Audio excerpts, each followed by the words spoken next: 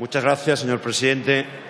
Si bien es cierto, señor presidente del Gobierno, que esta sesión va dedicada al Consejo 23-24 de octubre, una línea simplemente, se ha hecho referencia en la anterior intervención a la cumbre de Milán sobre el empleo. Yo creo que fue un fracaso para el conjunto de países europeos, la cumbre, no para un país en particular. Y creo, si hay que añadir algo, que quizás fuera un fracaso para quien la organizó. Me parece que tenía otros objetivos que no simplemente ocuparse del paro.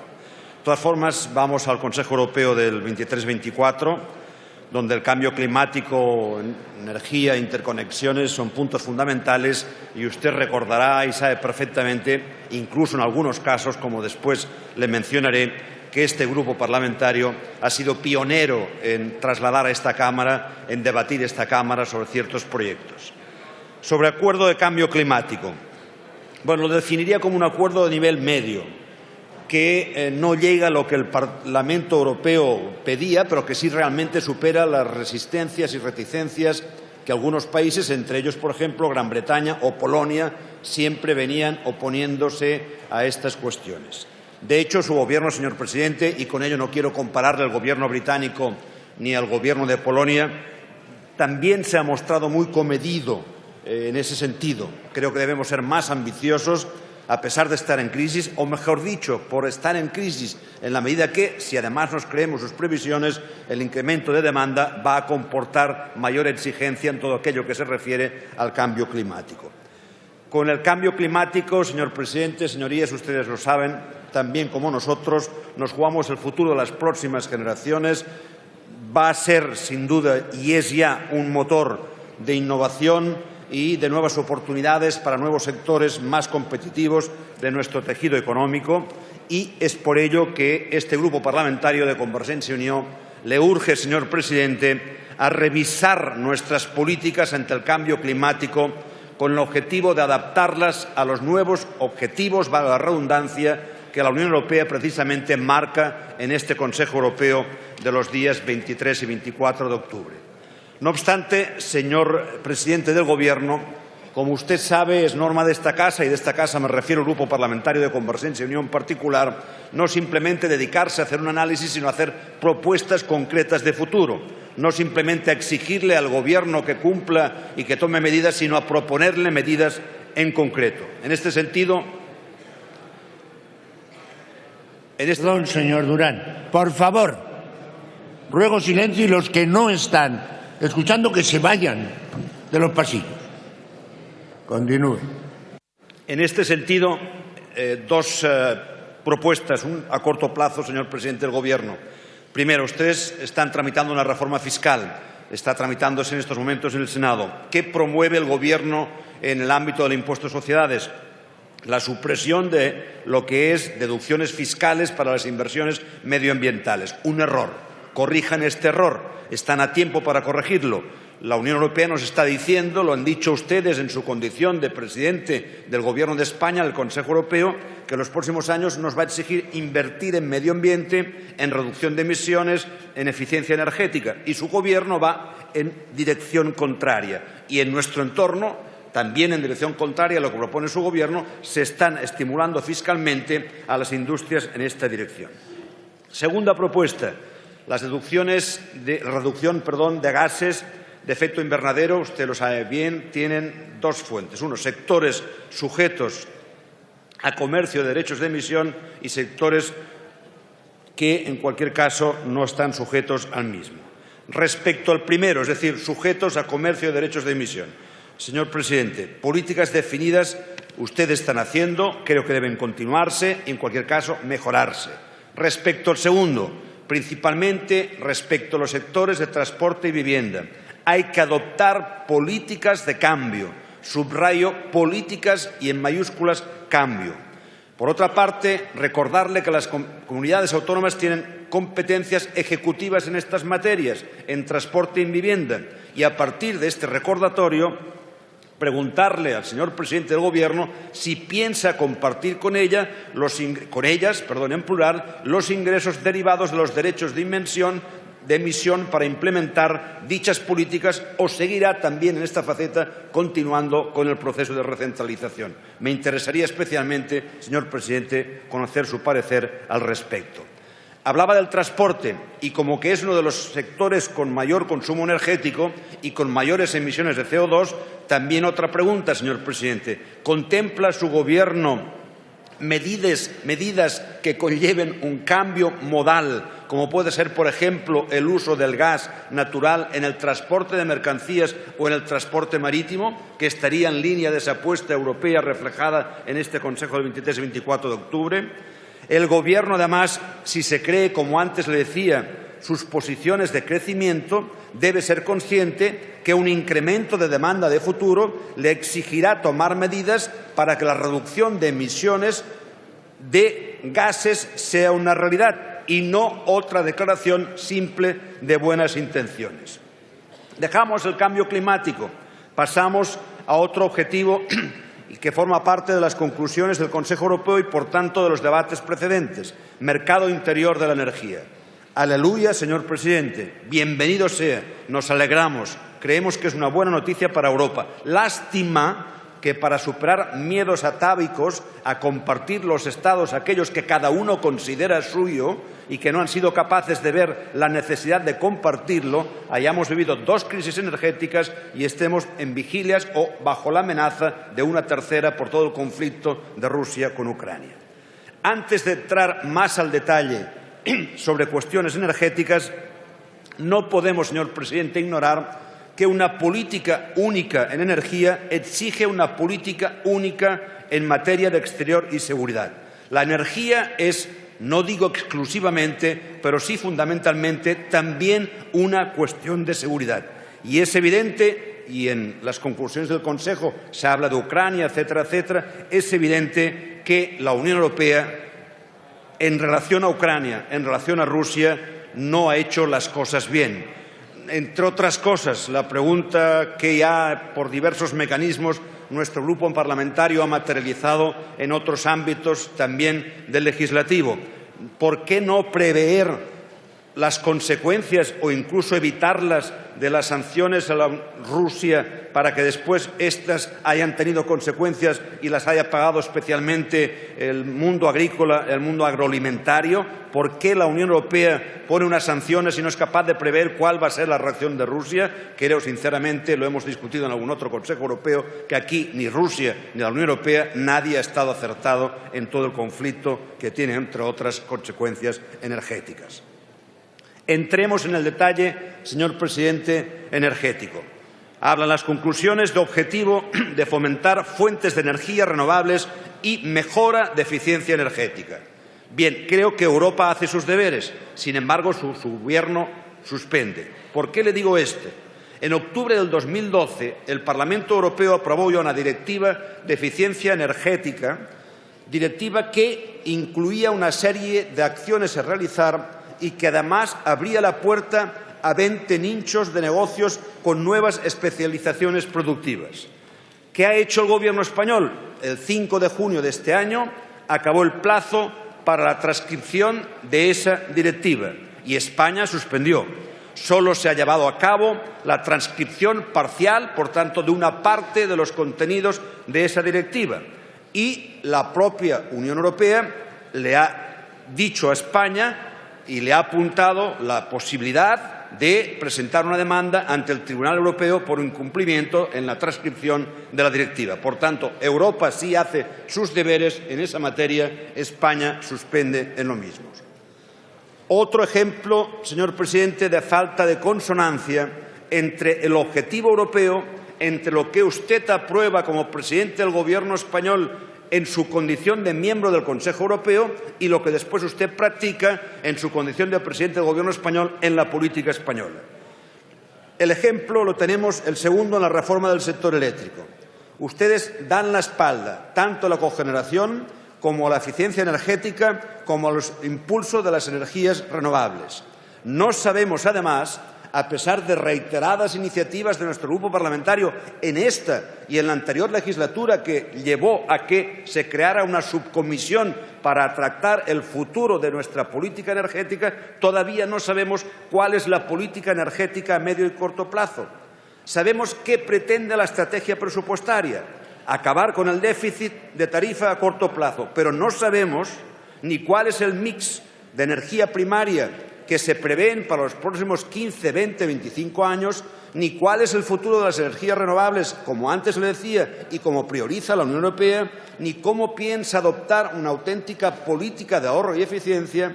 Y en este sentido y en consecuencia, señor presidente del Gobierno, le proponemos de nuevo una reflexión profunda en esta dirección, en este tema, para separar lo que es política presupuestaria de lo que es política energética.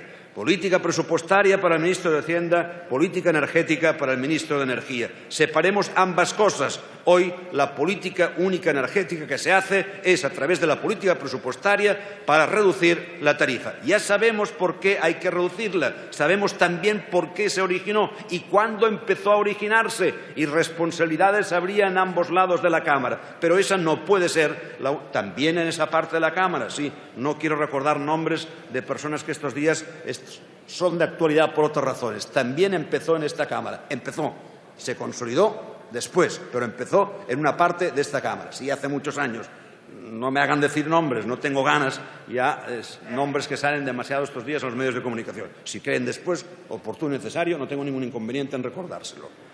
El Consejo Europeo plantea también, señor presidente, así se refleja en sus conclusiones, un sistema de gobernanza y añade la necesidad de potenciar el papel de los consumidores. Entonces, yo me pregunto, señor presidente, ¿puede el Gobierno definir la figura del consumidor vulnerable con el fin de no cortar suministros de energía durante periodos críticos? La ley dice que ustedes deberían hacerlo reglamentariamente y no solo no lo hacen, sino que impugnan ante el Tribunal Constitucional la ley catalana que sí lo hace. Entonces, ¿cuándo ustedes van a definir quién es consumidor vulnerable para evitar, insisto, recortes en periodos críticos, dadas las condiciones de pobreza de familias de una parte importante de nuestro país?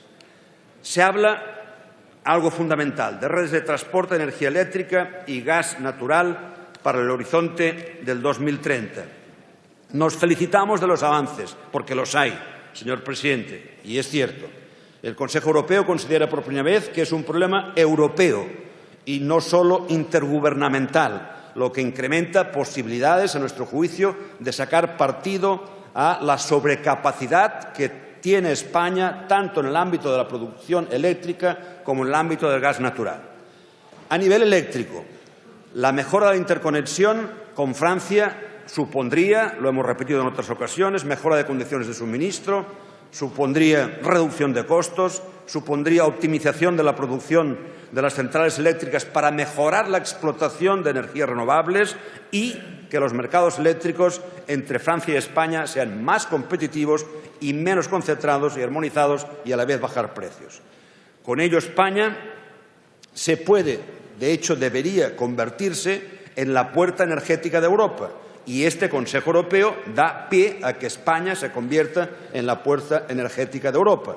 Y si eso es así en el ámbito de la electricidad, sabe que también es así en el ámbito del gas. Usted recordará que el primer diputado o primer grupo que trajo a coalición el debate de la conexión con Francia y del gaseoducto correspondiente fue precisamente este grupo parlamentario y este portavoz que le habla. Europa tiene que diversificar en materia de gas sus fuentes de suministro.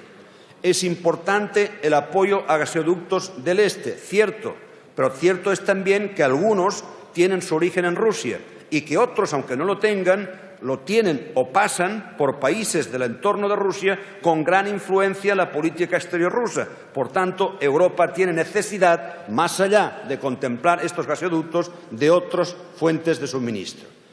El Consejo, y en este sentido le decía antes, y quiero recordárselo otra vez antes de pasar a las cuestiones económicas, a la barra de interconexiones, debo poner de relieve y en valor el gasoducto MidCat, por el que en su día también le hizo una pregunta que usted recordará. Creo que en este sentido España debe jugar una gran baza, tiene una gran oportunidad estratégica, se lo dije hace más de un año y se lo repito de nuevo en esta ocasión con motivo del debate del último Consejo Europeo.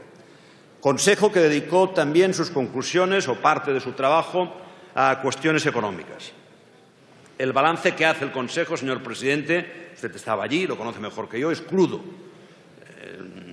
Textualmente dice que los últimos datos macroeconómicos, entre otras cosas, son decepcionantes. Sé que su Gobierno, y lo entiendo, se abrazará a las perspectivas de mejora que la propia Unión Europea predice respecto a España y las perspectivas de mejora que el propio Fondo Monetario Internacional predice respecto a España por encima de otros países europeos. Lo entiendo como Gobierno, sí, lo entiendo. Pero le voy a plantear una serie de cuestiones. La situación de Francia e Italia, a pesar de que hoy nos presenten como alguien que está mejor, ¿no es un riesgo para nuestra situación económica? Si lo es, hay que tenerlo en cuenta. El que nuestras mejoras de competitividad se deban a reducciones salariales no es otro riesgo. No lo es que, al ser estas debidas a cuestiones salariales y no a cambios cuantitativos y cualitativos en I+D más innovación, en internacionalización, también pueden a lo corto o al medio plazo suponer otro riesgo? ¿O no es también un riesgo, permítame la única licencia que voy a hacer, pero que también tiene, lógicamente, consonancia con las predicciones económicas a temas políticos internos, no es un riesgo también la falta de capacidad política para dar una respuesta a la cuestión catalana? Le dije también en otra pregunta, en esta misma salón de sesiones, en una sesión de control, cómo podía llegar a afectar a la propia credibilidad de la economía española y a la propia prima de riesgo. ¿No contempla, por tanto, este Gobierno escenarios de riesgo por esta única manera de afrontar una cuestión política que es mediante la reiterada presentación de recursos jurídicos? ¿No la contempla? Fuera de España sí se contempla. La contempla la principal agencia de noticias norteamericana, la contempla el New York Times, la contempla el Wall Street Journal, la contempla la Financial Times, lo contemplan otros. El Gobierno no contempla ese riesgo. Este portavoz le planteó, como le recordaba hace tiempo en sesión de control al señor presidente, la situación, y la situación no ha mejorado, ha empeorado, y eso puede acabar afectando a la crisis, a la prima de riesgo. Y esto que le digo, señor presidente, usted sabe que no le viene simplemente por palabras de este portavoz político. Lo que le acabo de decir, que puede llegar a afectar a la prima de riesgo, usted lo ha oído directamente de dirigentes empresariales de este país. Por otra parte, y intento acabar, señor presidente, las conclusiones del Consejo Europeo hablan de inversión. Concretamente, afirman que Europa debe invertir en su futuro. Y en España, ¿a qué esperamos para invertir? Porque con el marco de estabilidad presupuestaria que el Gobierno traslada la carga de reducción a las comunidades autónomas fundamentalmente, solo la Administración central puede tener capacidad para invertir. ¿Y cómo lo hace? Pues lo hace hace pocos días. Nuestro portavoz Pere Masías tenía oportunidad de discutir el presupuesto con su ministro de Hacienda, especialmente en gasto en infraestructuras del AVE radial, que el propio presidente de Adif reconoce no saber si serán sostenibles.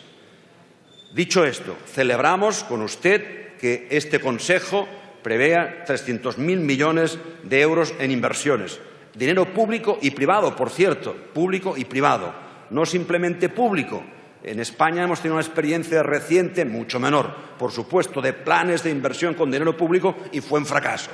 No podemos permitirnos el lujo a nivel europeo de que un plan de inversión con dinero público y privado sea un fracaso. Por tanto, bienvenido sea.